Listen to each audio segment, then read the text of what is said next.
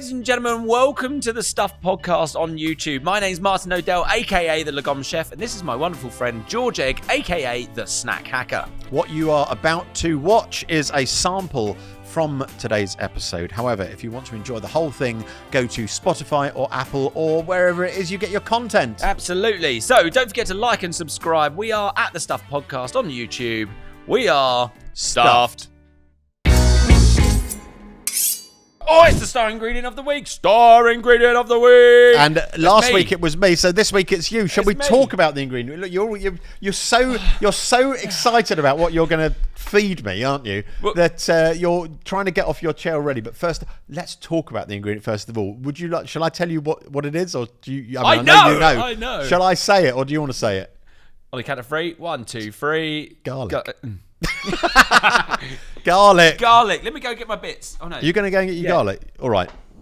We're always provided with a little selection of facts. Yeah, historical bits about the ingredient that have been harvested from, I'm going to assume, the internet. Let's say that. Yeah. I'm going to start with the one in the middle because it's shorter. I was about to say I can't read the top one. Yeah, the top one. I thought that's about 4 lines there. Let's go with this one. The Greeks loved garlic so much they offered bulbs as gifts to the gods. They offered all sorts of things as gifts to the gods, didn't you? The active compound in garlic can reduce blood pressure and protect against colds. I suppose that's the vampire. And I always like it when things are preceded with can in a kind of like, I don't want to be drawn on this. Yeah. Like, don't ask me any more details than that because I've only got that written on the card. How's your blood pressure? My blood pressure is a little bit too high always. Oh. I have to take there you go, eat medication. some garlic. No, I do that as well. Yeah, I had a friend that used to eat just whole cloves of garlic raw. We would just go like, it's good for you.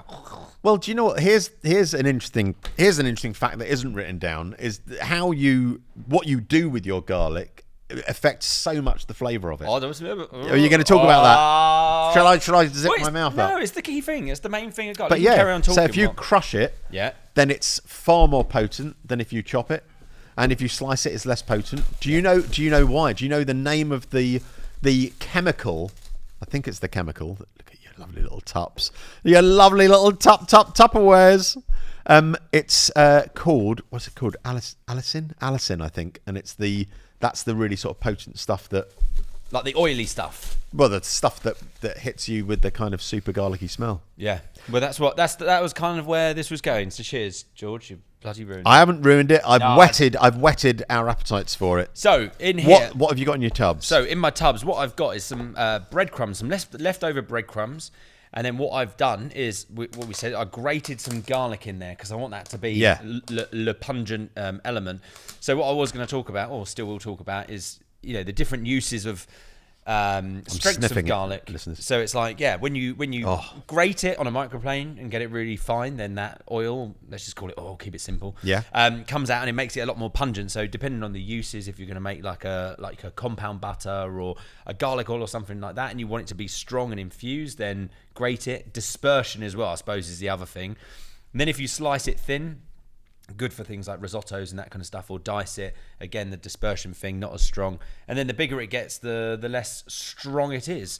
So what's in this tub? So in here, now I want to try and caveat this with a little bit of health and safety. Yeah. Because whenever you do anything with garlic in oil... I'm just going to sniff this one. Go on. Oh, there's other things in my bag.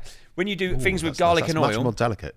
There is a thing, botulism, which is the bacteria that can grow, which can be very, very dangerous. And whenever you do it, people always go, "Oh, be careful of botulism, you're going to die." People can die from it. So what I've read, and this is what the thing from a bag, is the acidity levels. So when you put garlic in oil, there is no room for oxygen to go into, or oxygen can not get involved in there, so that the botulism can carry on growing. So when you get things like garlic in your oil, whole clove, what they've done is they've put like an acidity regulator, so either citric acid or vinegar, that takes away the acidic compound or whatever it is, so it will allow that to happen. So if you do like an olive oil infused, you don't do that, it can be very dangerous. Wow, I didn't know that at all. Yeah, and a lot of people don't know it, but then it's kind of like 1 in 100,000 people do have issues with it, but it can be extremely dangerous. I just wanted to caveat that. So with this, I've just done some confit garlic. So by that, what does that mean, confit? So confit cooking technique in oil. So like poaching, but in oil. So I submerged it in some olive oil and then just gently cooked it on the stove. And in a very low heat. So it's yeah. not like frying. No. It's like, well, like you say, it's like poaching. Yeah. Yeah. So you can do it in the oven as well. You can put it in and then put the oil in and cook it in the oven. What this will do is it will take away that sort of like harsh astringency, I suppose, from the garlic and make it a lot smoother. So that's why I had these two ends of the spectrum. One that's like a very muted flavour and then one that's a bit more intense. But let me go grab the other thing. While you're getting that, the confit one, I was reading about, knowing that garlic was chosen by you, I was reading about the famous Provençal recipe for chicken with 40 cloves of garlic. Have you ever attempted that? I've read about it plenty, but I've never done it. No, I've never done it. But it's always when a recipe says 2 cloves of garlic, it's normally 10. Yeah. Well, the 40 cloves of garlic one, but what's interesting about it is because the garlic cloves are left whole and they're sat underneath the chicken while it's cooking, and it's in a casserole with the lid on, so it's kind of like, like sort of pot roast chicken, then they're almost confying underneath, and so you do get a much milder. So although it sounds incredibly ridiculously garlicky, the 40 cloves actually go very mellow and very sort of creamy, and sounds like a good one to try. That's what this should be. Do we have a spoon? Do we have a spare spoon? But this is, I mean, I'm not anti this, well, I kind of sort of semi-am. The flavour of very lazy garlic is horrendous. I had to buy this just to sort of prove my point. And is that because of the other things they have to put in there to stop it going rotten? Yeah, so this is the whole thing about the botulism and making sure it's all levelled out is, and obviously go do your own research. This is not financial advice. So garlic, 80%, spirit vinegar. So they have to put vinegar in it to keep it thick. So and when you taste really that, it make a difference. It just makes it weird. So that's why. Is this open? No. I only bought it Shall we bother? As a present for you. This is what I always say, like, understanding raw ingredients and how they work and how they taste, but then also like looking at things like that. It's like, why? And I would say my advice, if someone is feeling that they want to be lazy with garlic, is don't buy it in a tube. Buy the frozen blocks. Yes. Because they are just pure garlic, frozen. Grated, frozen, and you can just drop those straight into your oil and they cook away. And this was that kind of like the point of this was to talk about this and talk about that. And then this is lovely. Thank you. So this is Cornish sea salt, and they do a fantastic, really garlicky. So it's roasted garlic and sea salt. I've had that, and that is so. The little bits of garlic are almost like tiny garlic toffees, aren't they? They've got chewy. They get stuck in your molars in a nice way. You can keep going back to them throughout the day. That's it. So these should be like little. You should be able to squish them.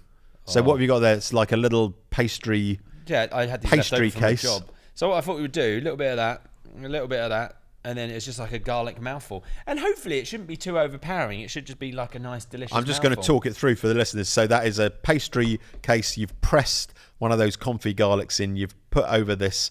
And that breadcrumb is literally just breadcrumbs, garlic, seasoning. That's it. Yeah. All right. I'm going in.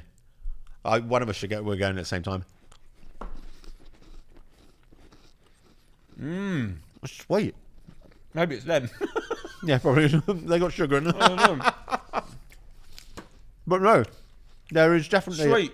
Yeah, that works though. It does. Sweetness.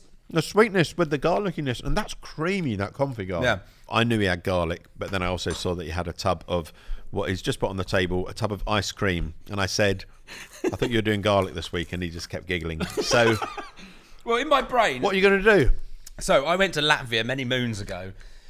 And they're obviously big on that's right. Yeah. They're big on their garlic, and they do garlic ice cream. And I've never tried it. And I looked at the recipe, and I was like, you know what?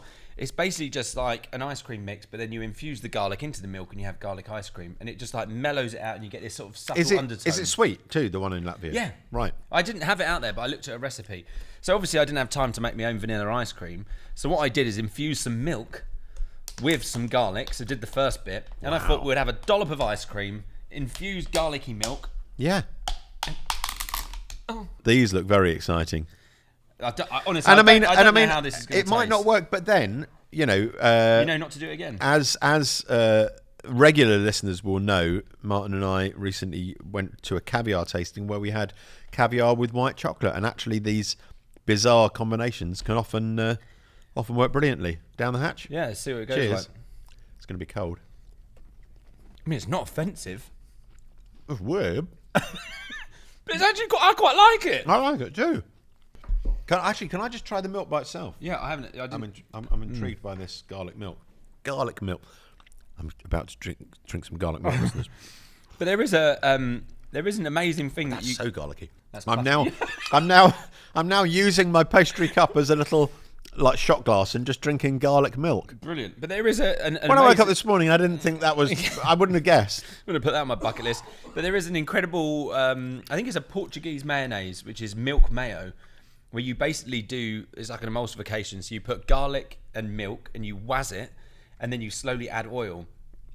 And you don't think it's going to work, but then all of a sudden it goes. So it does emulsify, Yeah. and it does. And it just goes thick, like Wow, really eh? solid, and it's amazing. It's like really light, smooth mayo, and I think it's Portuguese. But yeah, you could basically do that and add oil to it, and then. I like and I never know how. I think it is pronounced differently in different countries, but sometimes it's aioli, sometimes it's alioli if you buy the little yellow tubs. And I've done that before. Followed a recipe where you add loads of breadcrumbs, which makes it quite an interesting texture. It gives it a slightly gravelly texture, but it's still got the real creaminess. And yeah, that's epic. Because what is the difference? Is aioli is the mayonnaise, and then the alioli is just garlic and oil. Right. Yeah. I think the listeners should try this. I think they should. I think you should get some, and in fact, maybe the listeners should try garlic and any number of other unexpected things, and let us know which work and which don't. Well, this is quite a thing. If you, I'm going to eat this. If you go like Eastern European stuff, Latvia, all of that kind of stuff. This is big garlic ice cream. So yeah, all I did was infuse some milk with a little bit of garlic. That is, I think, a bit too strong because I think it was 1 garlic clove to 1 litre of milk. So that was 1 garlic clove to a thimble. About 8 tablespoons. Not even that. 4 tablespoons. Yeah. So I don't expect you to go and make obviously garlic ice cream because you might not enjoy it, but like, yeah, at least try it. The combination, it's bizarre. All about experimenting. It's all about being brave and trying different things. I'll tell you what, that confit garlic and that crispy. I mean, you could put that breadcrumb garlic on. I know everything. Anything. I mean, a bowl of pasta with that sprinkled on. Yeah. But I think, yeah, there we go. I think people should be conscious of the old botulism thing, especially as it does come up so much. But have a Google and just want to quite strong on its own. It's super strong. There's garlic.